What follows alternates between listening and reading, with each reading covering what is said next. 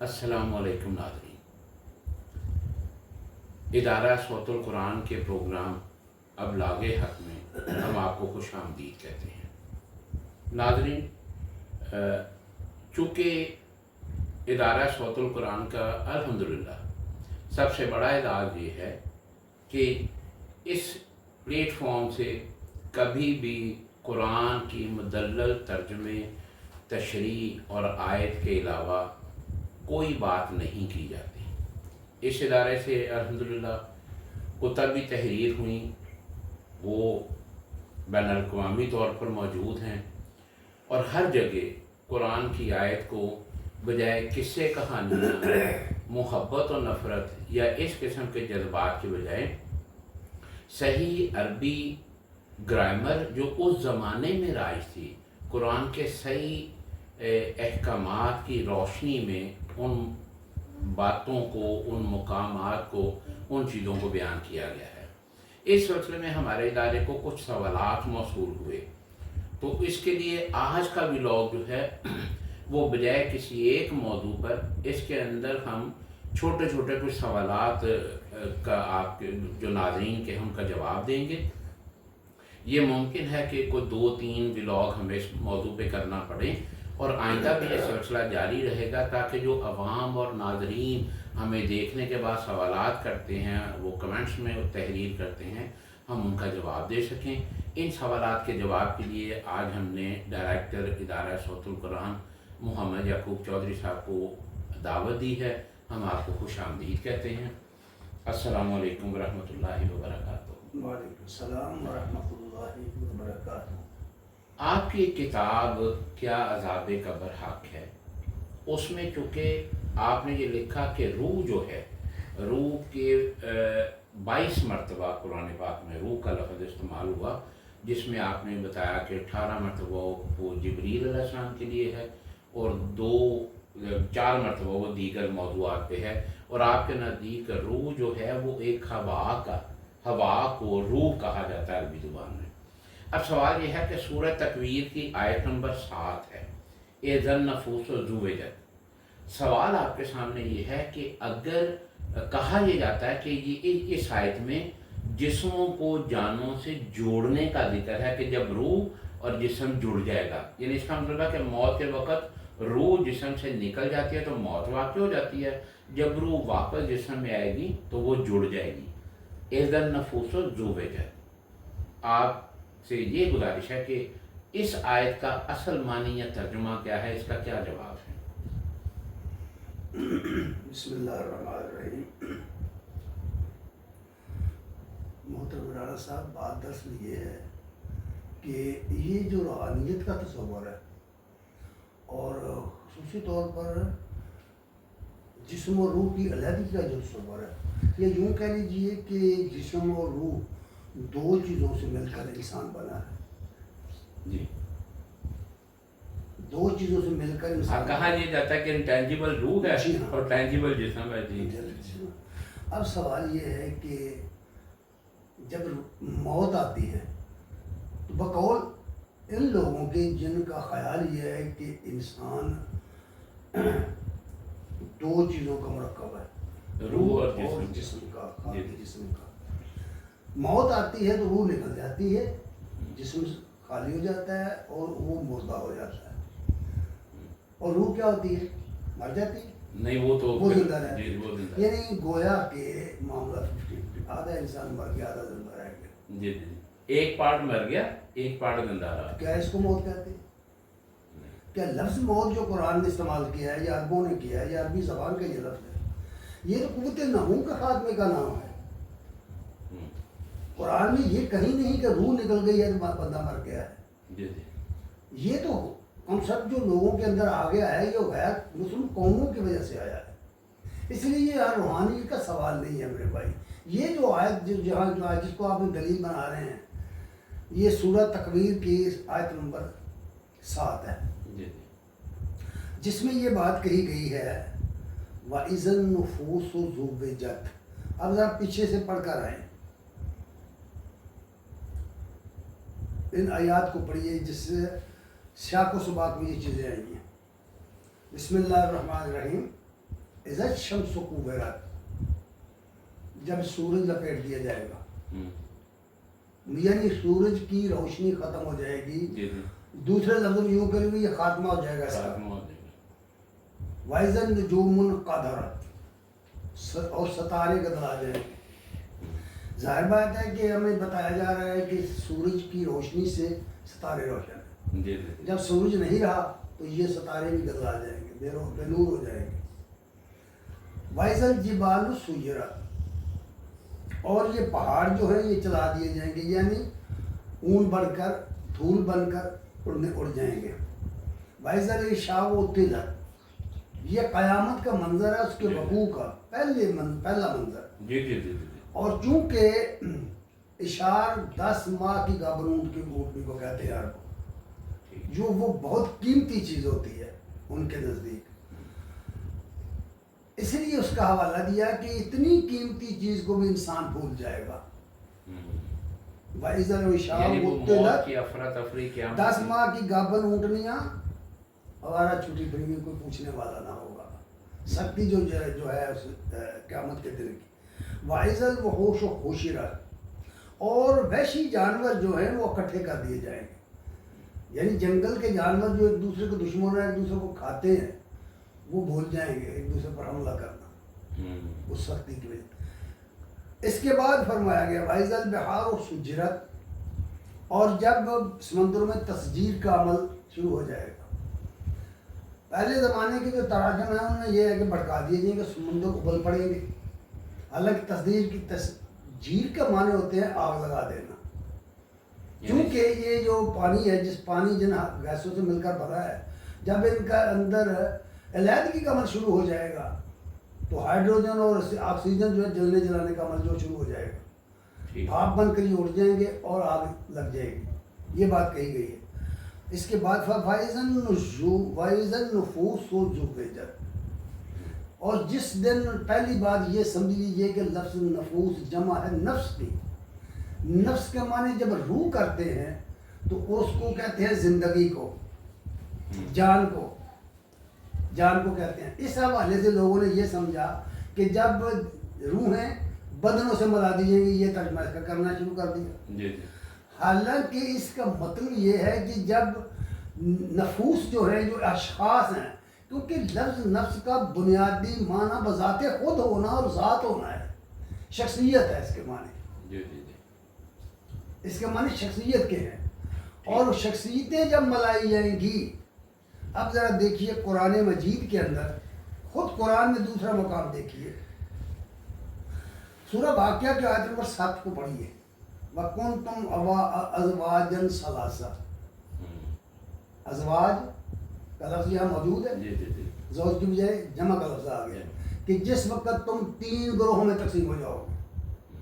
तो कुरान की रोशनी में वाइज़न नुफूस ज़ुवेजत के माने हैं कि अमाल की बुनियाद पर, अकायद व अमाल की बुनियाद पर लोगों की कैटेगरियाँ बना दी जाएंगी, ग्रुपिंग हो जाएगी, ग्रुप बना दिए जाएंगे। ये बात है जो यहाँ कही गई है। अब इसका कोई तल्लुक उस माने के साथ नहीं है जो लोगों ने रूह मिलाने का कहा है, उसका कोई लेना देना उसमें नहीं है। यानी उस वक्त जिनके जो ज़्यादा अच्छे हैं या जिस तरह के अमाल हैं, कैटेगराइज कर दिया जाएगा।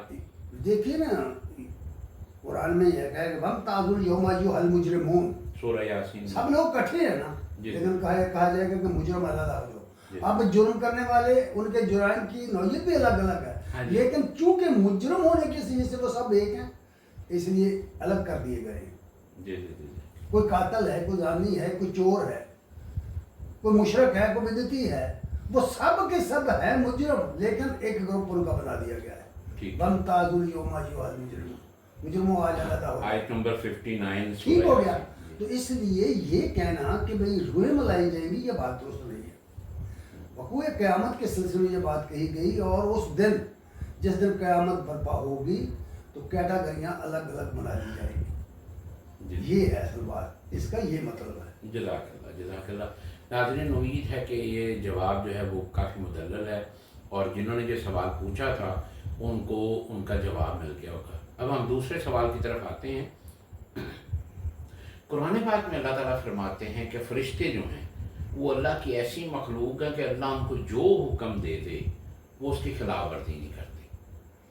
اب یہ کہنا کہ ہاروت اور ماروت دو فرشتے تھے، وہ زمین پر آئے، انہوں نے غلطی کی، ان کو سزا دے دی گئی، یا یہ کہنا کہ وہ کچھ لوگ یہ کہتے ہیں کہ وہ لوگوں کو کوئی جادو سکھاتے تھے تو اس بات پہ کچھ ایسا ہوا، خدا نہ خواستہ کچھ یہ کہتے ہیں کہ وہ کسی خاتون میں انوالو ہوئے تو ان کو سزا دی گئی۔ اصل میں ہاروت اور ماروت کا قصہ کیا ہے، وہ کون تھے، یہ کیا ماجرا ہے، یہ کیا ساری اس کی حقیقت ہے؟ اصل میں یہ بات میں عرض کیے دیتا ہوں کہ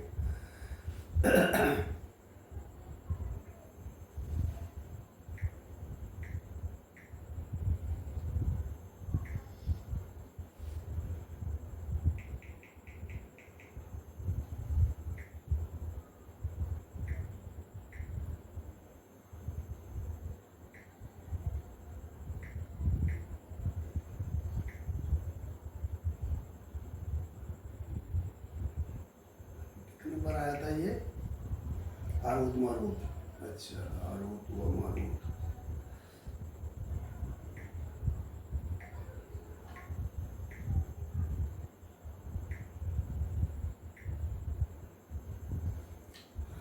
ذرا اس اصل مقام پر دیکھیے، اس سوال کا جواب آپ کو وہاں الفاظ کے اندر مل جائے گا۔ سورہ البقرہ سورہ نمبر 2 آیت نمبر 102 ہے، آیت نمبر 102 ہے۔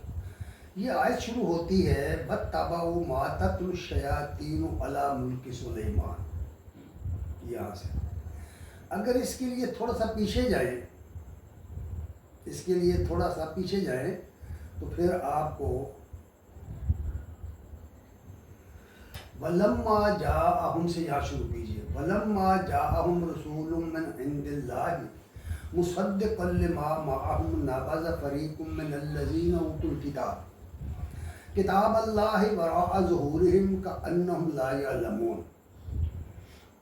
جب ان کے پاس یہود و نصارہ کتاب اہل کتاب کے پاس اللہ کی طرف سے ایک رسول آیا تصدیق کرنے والا اس چیز کی جو ان کے پاس تھی، یعنی جو کتابیں ان کے پاس تھیں ان کا مصداق بن کر اور ان کے اللہ کے احکام کی تصدیق کرتا ہوا آیا، نابذ فریق من الذین اوتوا الکتاب، اہل کتاب کے ایک گروہ نے کتاب اللہ کو پس پٹ ڈال دیا، کتاب اللہ وراء ظہورہم پس سے پٹ ڈال دیا، ایسے ڈال دیا کأنہم لا یعلمون، جیسے وہ اس کتاب کو جانتے ہی نہیں۔ یہ کام کرنے کے بعد کیا کیا؟ وَاتَّبَعُوا مَا تَتْلُو الشَّيَاطِينُ عَلَىٰ مُلْكِ سُلَيْمَانَ۔ غور سے ذرا یہ الفاظ سننا کہ وہ پیچھے لگ گئے اس علم کے، اس چیز کے جو شیطان سلیمان کی بادشاہت کا نام لے کر پڑھتے تھے۔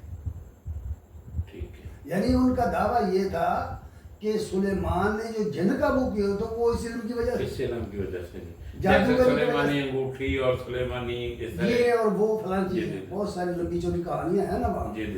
اب اس کا جواب فوراً دے دیا وما کفر سلیمان، یعنی یہ جادوگری، یہ شیطانی عمل ہے، سلیمان نے یہ کفر نہیں کیا۔ اس آیت سے کیا نکلا کہ یہ کام کرنا، اللہ کی کتاب کو چھوڑ کر ایسے علوم کے پیچھے چلنا جس میں یہ جو دم جھاڑا اور یہ تعویذ دھاگا اور یہ سب چل رہا ہے نا، یہ اس کی بات ہو رہی ہے۔ اور جس کو لوگ کوئی کہتا ہے نوری کلام ہے، کوئی کہتا ہے کالا جادو کلام، اس کے مختلف نام رکھے ان لوگوں نے۔ تو قرآن نے کہا وما کفر سلیمان، سلیمان نے یہ کفر نہیں کیا۔ کیا کنہوں نے؟ ولیکن الشیاطین کفروا، شیطانوں نے یہ کفر کیا، شیطانوں نے، یہ ذہن میں رکھنا یہ لفظ، یعلمون الناس السحر، وہ لوگوں کو جادو سکھاتے تھے۔ اب بتاؤ مجھے ہارون و ماروت کیا کرتے تھے؟ جادو سکھاتے تھے نا بھائی، جادو سکھاتے تھے نا لوگوں، تو قرآن تو ان کو شیطان کہہ رہا ہے۔ تو یہ کہنا کہ وہ فرشتے تھے، تو پھر ابھی آتی ہے نا وہ بات، بھائی کیسے؟ قرآن تو کہہ رہا ہے کہ جادو جو سکھا رہے تھے، لوگوں کو جادو سکھاتے تھے۔ قرآن کے الفاظ دیکھ لو، ولیکن الشیاطین کفروا یعلمون الناس السحر۔ لیکن شیطانوں نے یہ کفر کیا اور وہ سکھاتے تھے لوگوں کو جادو. اور سحر کے معنی بھی واضح کر دوں. سحر کے معنی صبح کے وقت کا جو دھندلکا سا ٹائم ہوتا ہے نا, اس کی مناسبت سے سحر کو سحر کہتے ہیں, سحر اور سحر. کیونکہ سحر کے اندر بھی دھوکہ ہوتا ہے اور اس دھندلکے کے اندر بھی دھوکہ ہوتا ہے. دیکھنے والا دور سے دیکھتا ہے کہ سوٹی پڑی ہوئی ہے, رسی پڑی ہوئی ہے, سمجھتا ہے شام پڑا ہے. ٹھیک ہے نا. تو اس طرح دھوکہ کھاتا ہے صبح سے, اس لیے اس کا نام رکھا ہے سحر. سحر وہ چیز ہے جو اس کا اصل معنی جادو نہیں. جادو کرنا ہے تو پھر بھی لغات اٹھائے, پھر دو لغات اٹھائیں, وہاں لکھا آپ کو پائیں گے کہ اس کے معنی ہوتا ہے دوسرے کو سامنے والے کو دھوکہ دینا, بے وقوف بنانا, بے وقوف بنانا. اور اس کے 3 طریقے ہیں جادو کرنے کے. ایک تو ہاتھ کی صفائی, ایک منتر جنتر کے ذریعے اگلے کو بے وقوف بنایا جائے, اور ایک دوائیوں کے ذریعے. اس پر باقاعدہ کتابیں لکھی ہیں لوگوں نے جو اس کے ماہر ہیں. تو اس لیے فرمایا. اس کے بعد آگے آئیے جہاں سے غلطی سکھا رہے ہیں لوگ, وَمَا أُنزِلَ عَلَى الْمَلَكَيْنِ بِبَابِلَ. میں حوالہ دے کر یہاں بات کرتا ہوں. علامہ ثناء اللہ امرتسری رحمۃ اللہ علیہ فرماتے ہیں کہ یہ ما نافیہ ہے, جس کا معنی ہے کہ اللہ نے ملک دونوں ان 2 بابل کے اندر جو 2 فرشتے بنائے تھے, یہودیوں نے بنا رکھے تھے جال سازی سے, جن کو کہتے تھے یہ ہاروت ماروت فرشتے ہیں, اللہ نے اس پر کچھ جادو علم نازل کیا.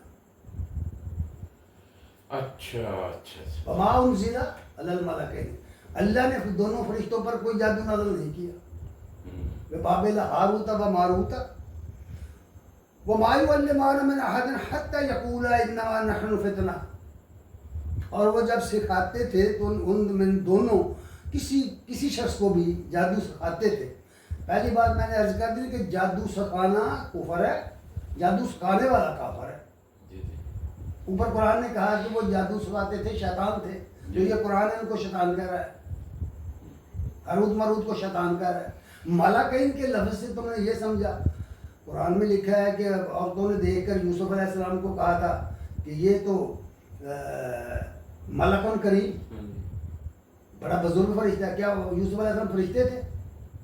نہیں, وہ تو لوگوں نے ایک تمثیلی بات. سوال یہ ہے کہ ایک انسان کی عظمت کو دیکھ کر کہا کہ یہ ملک ہے, تو یہ کہتے ہیں فلاں آدمی فرشتہ سیرت ہے, یعنی فرشتہ گناہ نہیں کرتا, اس لیے وہ اس کو کہتے ہیں, یہ جملے بولتے ہیں لوگ. تو یہاں سے یہ نکال لیا کہ فرشتے تھے. فرشتوں کے بارے میں قرآن برابر ہے کہ وہ تو اللہ کے حکم کی نافرمانی کرتے ہی. فرشتوں کے سامنے کے اندر یہ جرت کہاں ہے کہ وہ اللہ تعالیٰ کے مقابلے میں وہ بات کرے, اس کی اجازت کے بغیر, اس کے اذن کے بغیر اس کے حضور کو زبان کھولے. یہ کہاں لکھا ہے قرآن میں؟ اس لیے علامہ صاحب کہتے ہیں کہ یہ ما نافیہ ہے. اس کے معنی یہ نہیں ہے کہ جو کچھ اتارا فرشتوں پر, اس کے معنی ہے کہ فرشتوں پر کچھ نہیں اتارا, یہ اس کے معنی ہے. اور پھر کہا کہ یہ دونوں جو سکھاتے تھے لوگوں کو, تو وہ کہتے تھے حتیٰ, یوں کہہ دیتے تھے حتیٰ انما نحن فتنہ. اب ذرا غور کیجئے, یہ اس زمانے کی بات ہے جب یہودی بابل کے اندر اسیری کا زمانہ گزار رہے تھے, غلامی کا. جب مختلف بابلی ان کو لے گیا تھا, لاکھوں کو قتل کر دیا, لاکھوں کو گرفتار کر کے لے گیا تھا بخت نصر کے دور میں.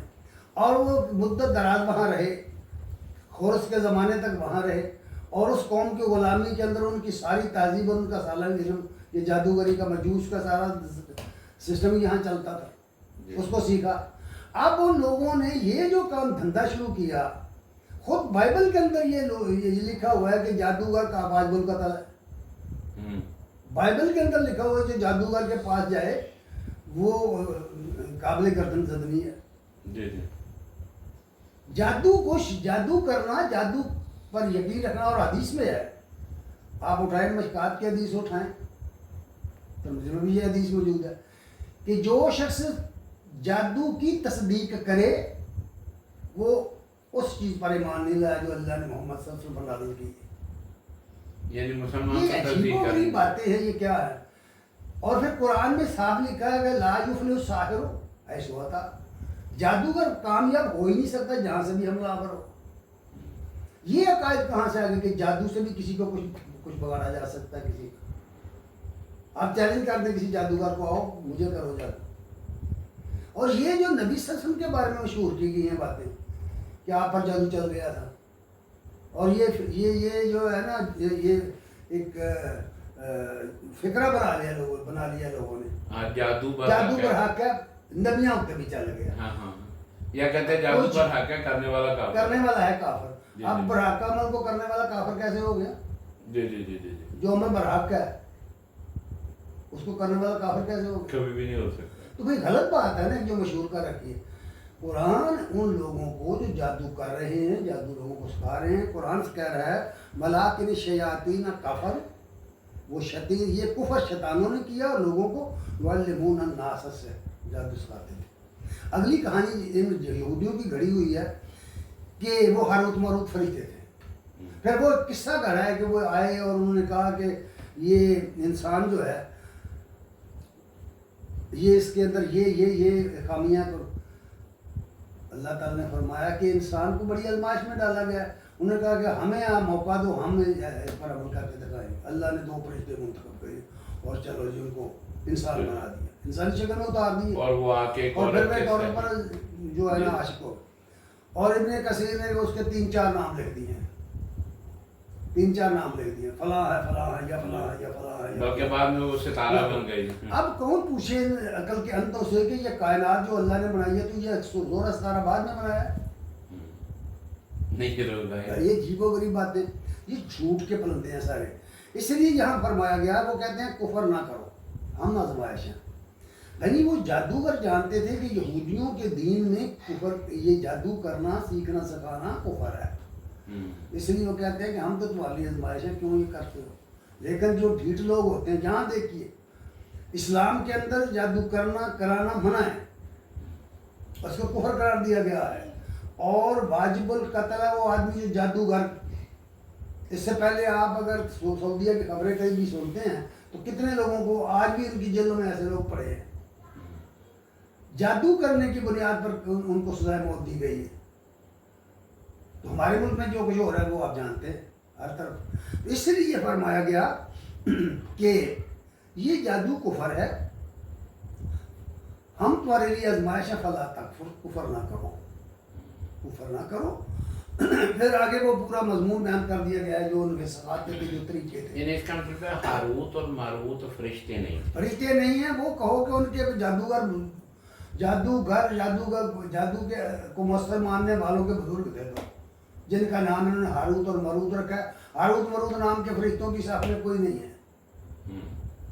جتنی یہ کہانی ہے سب جھوٹ کی کہانی ہے. اور بالکل اس کی صحیح تفسیر کی ہے علامہ ثناء اللہ مرسری. یہ ماں نافیہ ہے بھائی، ماں مسئولہ نہیں ہے. یہ اس کا مطلب یہ. اچھا پھر ایک اور بات، لوگ کہتے ہیں کہ جادو کا اثر تو ہو جاتا ہے، یہ یقیناً ہو جاتا ہے، ان لوگوں پر ہو جاتا ہے جو اس کو مانتے ہیں. ٹھاکر پیر پروڑا ماندیا ہمارے مثل مشہور ہے، یہ آپ سنیے آپ نے. جو نہیں مانتا اسے کچھ نہیں کرتا. ہاں جی بالکل جی. اسے جادو کچھ نہیں ہوتا. اس شخص کو جادو ہو جائے گا جو اس پر یقین رکھتا ہے. اس پر معمولی بات کہہ دیں گے نا وہ شک میں پڑ جائے گا. یہ ہے اصل بات. اس کا مطلب ہے کہ یہ ظن سو جسے کہا، ظن سو ہے، ظن سو ہے، یعنی برا گمان کرنا، پھر اس کے پیچھے بھاگنا، پھر اس کو حقیقت سمجھ لینا. یہ ہے اصل بات. اس سے کوئی ایسی بات نہیں جو اس میں کہی گئی. قرآن کی آیات کے اندر صاف بار بار کہا گیا ہے کہ جادو کفر ہے، اور جادو کرنے والے کافر ہیں، اور جو جادو لوگوں کو سکھاتے تھے وہ بھی کافر تھے. یہ قرآن میں بار بار کہہ رہا ہے. قرآن کی یہ آیات صاف ہیں آپ کے سامنے.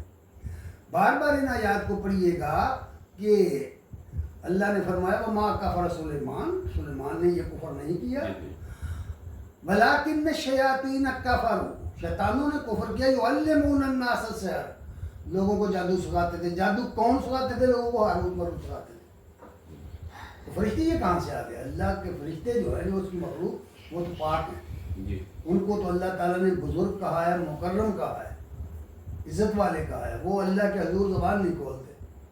یہ کہانی جتنی بنائی ہے اس کی زیادہ تفصیلات اسرائیلیات میں ہیں، اور ابن کثیر نے بڑی لمبی چوڑی کہانیاں لے کر آخر میں لکھ دیا کہ یہ اسرائیلیات ہے. جھوٹ کا بلندہ لکھنے کی ضرورت کیا ہے؟ یہ ہے اصل بات، حقیقت میں اس کی کوئی تعلق نہیں، کیوں؟ چونکہ لوگ توہم پرست ہو گئے ہیں، بات بات پر توہم پرستی کا شکار ہوتے ہیں، تمیز گنڈا کرتے ہیں. دیکھتے نہیں آپ ہمارے ملک کے اندر کیا ہو رہا ہے؟ مختلف درگاہیں بنی ہوئی ہیں، کس طرح لوگوں کو لوٹا جا رہا ہے، لوگ مانتے ہی نہیں. دن رات آپ دیکھیں کئی مرتبہ ایسا ہوا ہے کہ پولیس نے چھاپے مارے ہیں، پکڑے لوگوں کو، ان بے ایمان لوگوں کو جو لوگوں کو لوٹتے ہیں، اور لوگ اتنے دیوانے پاگل ہیں کہ وہ پھر نہیں باز آتے ان کے پاس جانے سے. یہ اصل حقیقت ہے کہ جادو کی کوئی حقیقت نہیں ہے، اور جو نبی صلی اللہ علیہ وسلم کے بارے میں مشہور کر دیا گیا ہے کہ آپ پر جادو چلا ہے، ایک بھی روایت صحیح نہیں ہے ان میں سے، ایک روایت بھی صحیح نہیں بلکہ ہے. سورہ فرقان میں تو غالباً اس کی بڑی نہیں، قرآن میں شدت دو سے جگہ، سورہ تردید تھی. فرقان میں بھی، سورہ بنی اسرائیل میں 2 جگہ یہ آیت آئی کہ ظالم ہیں وہ لوگ جو کہتے ہیں کہ نبی مسحور ہے، نبی پر جادو چل گیا، وہ لوگ ظالم ہیں. اور میں نے دیکھا ہے کہ کتنے جو جادو کے قائل مفسر ہیں وہ اس کی تعمیلیں کر کر آ کے جان چھڑاتے ہیں وہاں سے. یہ ہے اصل حقیقت، اس کی کوئی حقیقت نہیں ہے. جزاک اللہ جی. دیکھیں ناظرین، کس طرح اسرائیلیات، قصے، کہانیاں لوگوں نے ان کو کتنا مقام دے دیا ہے، اور قرآن جو ہے وہ کتنی خوبصورت کتاب، کتنی مدلل کتاب ہے، اور اس کے پیرالل یہ ساری چیزیں پیدا کر دی گئی. ہماری کوشش ہے کہ ناظرین تک جتنی حد تک بھی ممکن ہو قرآن کی صحیح تفسیر، صحیح معنی تک پہنچا دی جائے. ناظرین، پروگرام کا وقت ختم ہوا. اگلے پروگرام میں انشاءاللہ ملاقات ہوتی ہے اسی طرح کے سوالات کے ساتھ. کمنٹس باکس میں اپنی رائے کا اظہار کیجیے گا. اپنے میزبان کو اجازت دیجیے. السلام علیکم ورحمۃ اللہ وبرکاتہ.